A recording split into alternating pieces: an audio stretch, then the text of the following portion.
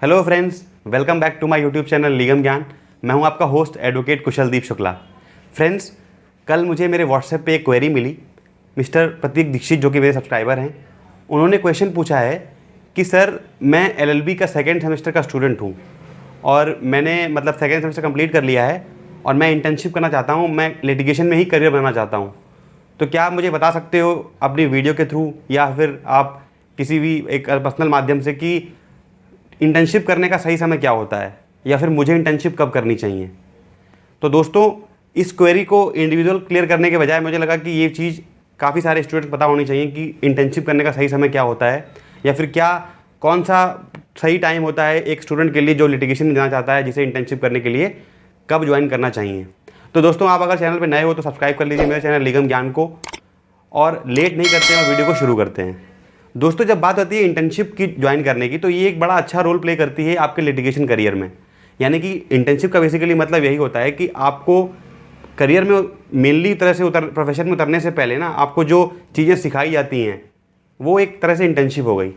तो अगर आप लिटिगेशन की बात करो, यानी कि वकालत की बात करो, तो उसमें अगर आपने जितनी ज़्यादा इंटर्नशिप करी होती हैं उतनी ज़्यादा आपको कोर्ट से आप परिचित हो जाते हो, अवेयर हो जाते हो कि कोर्ट्स में किस तरह से प्रोसीजर चल रहा है और किस तरह से चीज़ें हो रही हैं। क्योंकि जैसे मान लीजिए आप 3 ईयर लॉ कर रहे हो या फिर आप 5 ईयर लॉ कर रहे हो, तो जब कॉलेज के डेज आपके चल रहे होते हैं, यानी कि लॉ आपका चल रहा होता है, उसी दौरान अगर आप कॉलेज में कोर्ट की प्रक्रिया क्या है, कोर्ट का प्रोसीजर क्या है, उसको अगर आप समझ लेते हो, तो आपको जब आप प्रोफेशन में उतरते हो, यानी जब आप लिटिगेशन करते हो, तो आपको थोड़ी आसानी रहती है। जो चीज़ें आपको वहाँ जाके सीखनी पड़ेंगी जब आप लिटिगेशन में आओगे, वो आपको पहले से बिफोर हैंड मालूम चल जाती हैं। तो ये तो बात हुई कि इंटर्नशिप करना बहुत ही ज़रूरी क्यों है और क्या इंटर्नशिप का रोल है। अब सबसे मेजर क्वेश्चन एक लॉ स्टूडेंट के माइंड में ये आता है कि इंटर्नशिप करें कब, सही समय क्या है इंटर्नशिप करने का। क्या इंटर्नशिप करने से मेरी पढ़ाई ख़राब हो जाएगी, या फिर इंटर्नशिप करना वाकई में ज़रूरी है भी कि हम सिर्फ कॉलेज की पढ़ाई कर लें और इंटर्नशिप ना करें तो क्या हो जाएगा, या फिर इंटर्नशिप सिर्फ इसलिए कर लें कि सर्टिफिकेट मिल जाएगा, या फिर कॉलेज में एक 6 मंथ के इंटर्नशिप सर्टिफिकेट की रिक्वायरमेंट है इसलिए इंटर्नशिप कर लें, या फिर किसी अपने सीनियर को बोल के एक सर्टिफिकेट की जुगाड़ कर लें। कई सारे मुद्दे होते हैं जो एक लॉ स्टूडेंट फेस करता है और जिनको आपके साथ देखना पड़ता है, टैकल करना पड़ता है। तो मैं आपको बताता हूँ कि इंटर्नशिप सिर्फ एक लोगों के प्रभाव में आके करने वाली चीज़ नहीं है। इंटर्नशिप आपको वाकई में सिखाती है। दूसरी चीज़, इंटर्नशिप एक पैसा कमाने का जरिया भी नहीं है कि आप इंटर्नशिप इसलिए करो कि वहाँ पे स्टाइपेंड अच्छा मिल रहा है। जैसा कि आप जानते हो कि हमारी फील्ड ऐसी है जहाँ पे पैसे को इनिशियल फेज़ पे, जो आपकी क्रूशियल फेज़ होती है, शुरुआत वाली, वहाँ पे पैसे को बहुत महत्ता नहीं दी जाती है और बहुत पैसा आपको मिलता भी नहीं है। आप इंटर्नशिप करते हो अपने लिए, अपने सीखने के लिए, ना कि पैसे के लिए। ये बात हुई। अब सही अगर करने का समय पूछा जाए तो फ्रेंड्स, सही इंटर्नशिप करने का समय वो होता है जब आपको प्रोसीजरल लॉज की नॉलेज हो जाए। सबसे बड़ी चीज़ ये है कि आप केवल सब्सटेंटिव लॉज पढ़ के इंटर्नशिप करने जाओ अगर, तो आपको इतना इफेक्टिव नहीं होगा, इतना काम उसमें आपका हेल्प नहीं हो पाएगी, पहली बात। दूसरी चीज़ ये है कि जैसे आपको पता है कि सब्सटेंटिव लॉ और प्रोसीजरल लॉज क्या होते हैं, बता देता हूँ मैं एक बार। सब्सटेंटिव लॉज वो होते हैं जहाँ पे आपको राइट्स और ड्यूटीज़ के बारे में बताया जाता है और उस राइट्स और ड्यूटीज़ को कैसे अप्लाई किया जाएगा कोर्ट प्रोसेस में, कोर्ट प्रोसीडिंग्स में, उसे बोलते हैं प्रोसीजरल लॉज। जैसे कि criminal procedure code, civil procedure code, ये आपके प्रोसीजरल लॉज हैं। तो जब आप प्रोसीजरल लॉज पढ़ लेते हो अपने कॉलेज में, वो आपको सही समय होता है, वो आपका जो समय होता है वो सही होता है कि जब आपको इंटर्नशिप ज्वाइन करनी चाहिए। जैसे मान लीजिए आपका फर्स्ट ईयर हो गया, फर्स्ट और सेकेंड सेमेस्टर आपने पढ़ लिया, आपने अभी प्रोसीजरल लॉज नहीं पढ़े हैं, तो उस वक्त आपको इंटर्नशिप करना उतना बेनिफिशियल नहीं होगा और आपको करनी भी नहीं चाहिए मेरे ओपिनियन में। जैसे कि मेरे सब्सक्राइबर ने मुझसे पूछा कि सर मेरा फर्स्ट ईयर कंप्लीट हुआ है और मैंने अभी प्रोसीजरल लॉज नहीं पढ़े, तो क्या मैं इंटर्नशिप कर लूँ? पहली चीज़ ये हो गई।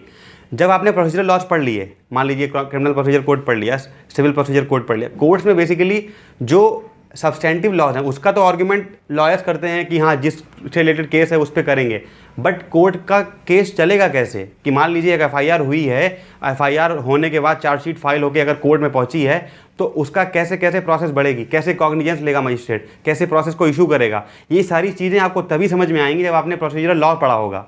और जब आपने प्रोसीजरल लॉ पढ़ा होगा और उसको आप अगर कोर्ट में अप्लाई करोगे, तब आपको आइडिया लगेगा कि किस तरह से आपको ये जो कोर्ट्स में जो प्रोसेस चल रही है वो किस तरह से चल रही हैं। ये चीज़ हो गई, ठीक है। और दूसरी चीज़ ये होती है कि आप कई बार ऐसा होता है कि अट्रैक्ट हो जाते हो या तो मॉनेटरी बेनिफिट से। मैं ये डिनाई नहीं करता हूँ कि मॉनेटरी बेनिफिट नहीं मिलना चाहिए, क्योंकि एक लॉ स्टूडेंट का भी अपना खर्चा होता है, पीजी में रह रहा है, फ्लैट में रह रहा है, या कम्यूट कर रहा है किसी एक प्लेस से दूसरे प्लेस, तो वो उसके लिए बहुत ज़रूरी हो जाता है ये चीज़। तो मैं मॉनेटरी बेनिफिट तो देखना चाहिए आपको, बट आपको ये देखना चाहिए कि आपका सीनियर किस चीज़ में प्रैक्टिस कर रहा है। दूसरा क्वेश्चन ये भी उठता है ना कि मतलब सर किस तरह के सीनियर साथ में इंटर्नशिप करूँ, क्या मैं सिविल लॉयर जो उसके साथ कर लूँ, या फिर कोई क्रिमिनल लॉयर हो वो कर लूँ, या फिर जो बहुत रिनोन्ड लॉयर हो उसके साथ कर लूँ।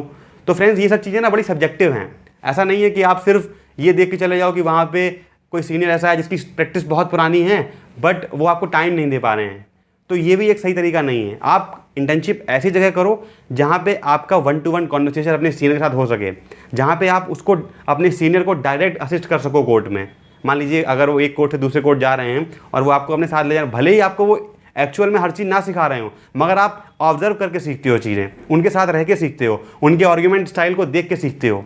तो ये बड़ी इंपॉर्टेंट चीज़ होती है कि आप सिर्फ नाम के ऊपर ना जाएं कि कोई बहुत ही फेमस लॉयर है, मगर आपको लॉयर अपने सीनियर को देखने में हफ्ते लग जाते हैं कि वो एक हफ्ते यहाँ हैं तो एक हफ्ते वहाँ हैं, आपको अपने सीनियर से मिलने का टाइम ही नहीं मिलता है। आपका कोई फेलो इंटर्न है, वही आपको बता रहा है कि ये कर लो वो कर लो, आप नहीं समझ पाते हो चीज़ों को। तो आपके माइंड में 3 चीज़ें ये रहनी चाहिए कि आपको सबसे पहली चीज़ ये है कि तब आप करो कि जब आपका प्रोसीजरल लॉस आपने पढ़ लिया हो, ठीक है। और दूसरी चीज़ ये है कि आप ऐसे सीनियर के पास करो जो आपको टाइम दे सके या फिर जिससे आप चीज़ें पूछ सको बेहिचक और आप सीख सको। तीसरी चीज़ ये भी है कि आप सिर्फ ये मत करो कि पैसा मिल रहा है तो कर लो, हालांकि आपको पैसे की ज़रूरत है तो आप इस चीज़ को भी कंसिडर करो। अपने सीनियर से बोलो भी कि सर ज़्यादा कुछ नहीं तो आप मुझे सिर्फ आने जाने का खर्चा दे दो, ये भी एक फैक्टर हो जाता है। तीसरी चीज़ यही हो गई कि आप इन चीज़ों को ध्यान में रख के ये सारे फैक्टर्स जो हैं उसको चीज़ देखो। और अगर जैसे कि आपको पता है कि DU LLB का एग्ज़ाम चल रहा है, तो अगर आप DU के पॉइंट ऑफ व्यू से सोचो कि अगर आप DU LLB यानी कैंपस में रह के पढ़ाई कर रहे हो तो कौन सा कोर्ट आपके पास में रहेगा। तो ये भी मैं आपको बता देता हूँ कि 30 हज़ारी कोर्ट जो है वो DU लॉ फैकल्टी का जो कैंपस है उससे बहुत नियरेस्ट है। आपको अगर अपने टाइम बचाना है, अपने कॉलेज क्लासेस को भी मैनेज करना है, तो मेरे हिसाब से आपको 30 हज़ारी में भी ज्वाइन कर लेना चाहिए। और एक तरीका होता है कि मतलब लोग पूछते हैं कि क्या हम सही हाई कोर्ट से शुरू कर दें, ऐसे बहुत सारे डाउट्स हैं, उसके लिए मैं डिफरेंट वीडियो लेके आता रहूँगा। बट हाँ, आपको ये तरीका सही होता है कि अगर आप एक डिस्ट्रिक्ट कोर्ट से शुरू करते हो तो आपको बेसिक जो प्रोसेस होता है ना, लोअर कोर्ट से जब आप शुरू करते हो तो प्रोसेस वहीं से शुरू होती है किसी भी केस की, चाहे वो सिविल केस हो चाहे क्रिमिनल केस हो। प्रोसेस जो होती है वो एक लोअर कोर्ट से शुरू होती है, फिर आगे जाती है हाई कोर्ट और अपील होती है तो सुप्रीम कोर्ट। तो ये एक तरीका है, ये मतलब कुछ टिप्स हैं जो मुझे लगता है आपको पता होनी चाहिए। और इंटर्नशिप कब करनी चाहिए, किसके पास करनी चाहिए और क्या क्या फैक्टर्स आपको माइंड रखने चाहिए, मैं सारे आपको क्लियर कर दिए हैं। और अगर आपको ये वीडियो अच्छी लगी हो तो अपने लॉ फ्रेंड के साथ शेयर कीजिए, अपने जो एस्पायरिंग लॉयर्स हैं उनके साथ शेयर कीजिए। और Thanks, friend.